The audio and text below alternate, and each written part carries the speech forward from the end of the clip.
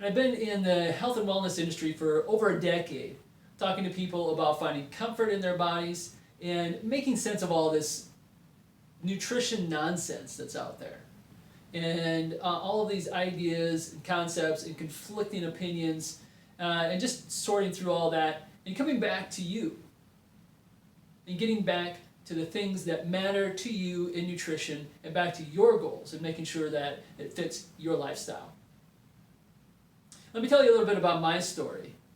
My story started about 16 years ago. I've been on a 16-year quest, I say, to enhance my health and fitness and increase my personal vitality. And here I am, 40 years old. I'm in the best shape of my life and really feeling great.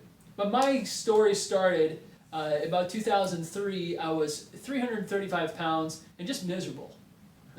I couldn't hardly walk up the stairs. Every time I got sick, it got worse, and it was just not a good deal. And I really made that choice and made a decision that I needed to start doing things differently, doing something differently. And so what I did is I started making some small dietary modifications to my diet, to my habits. Some small dietary modifications that fit into the lifestyle that I was living. I was pretty busy, had a couple kids, I was in kind of some transitions in my life and some transitions in my career, but it was just those small modifications that I tried out some foods, figure out what worked for me, and just built upon those things. So I made those small dietary modifications that fit into my lifestyle and really were in line with my values and preferences. And so essentially what I like to say is that I didn't eat anything that I didn't want to eat. I didn't do anything that I didn't want to do. And over about 3 to 4 years, I lost 110 pounds. I got down to 225. And I was feeling pretty good. I felt good about that. That was my original goal. Small steps, right? 100 pounds was my original goal. Or 110, because I knew I had been at 225 before, and I knew that felt good for me. But I learned enough over that period of time. I learned enough about my own values and preferences in food and how to just really get weight loss done, that I continued to lose weight over the next number of years. And over the last, I suppose it'd be about 10 years or so, I've lost an additional 40 or 50 pounds. And so here I am, almost 160 pounds lost. And I've kept that original 110 off for 10 years, and I don't think this 160 is coming back on either. So, and I feel pretty confident about that. In fact, I feel certain about that because I have all of these tools and all of these ideas that I know work for me. And that's what this blueprint is all about. It's about getting you started on that process of figuring out what fits for you in the realm of dietary modifications. And how do you make yourself a permanent weight loss champion, I'd like to say. Go through this process to get your goals accomplished and get to the level of weight loss that you know is possible for you and that you've been trying to get to for a long time now. So this blueprint is how we get started, and let me walk you through it just a little bit.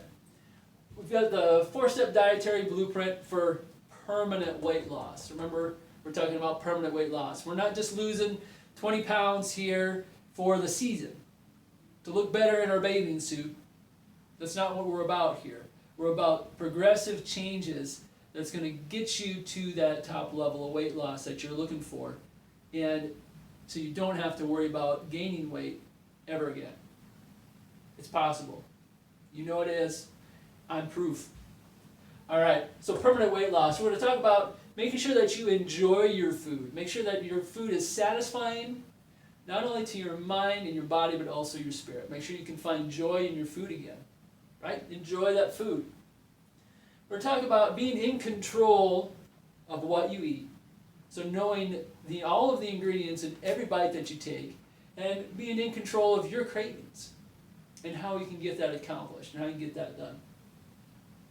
We're talking about eating simply and going through some simple dietary guidelines that you can frame your decisions on. There's a a plate distribution guideline and graph that's going to be really helpful for you, and just some ideas of how to get it done and how to frame your thinking about making good food choices, and but also keeping in mind that all of the modifications that you're making here need to meet this here. So you need to enjoy those foods, but eating simply, it doesn't have to be such a project. You don't have to make all of these crazy meals and search for all these recipes. You can use the foods that you know how to use and that you know how to cook and that you're comfortable eating. Yeah, you really can. So, and then we're going to talk about employing compassion, because this is a bit of a process, and you're going to go through a bit of a process. It's going to take a little while. You're going to have your ups and downs. So you want to know how to be compassionate in the process. We're going to talk a lot about that. And that's a part of the champion's mindset too. It gives you that resilience piece to just get back to it and get going again.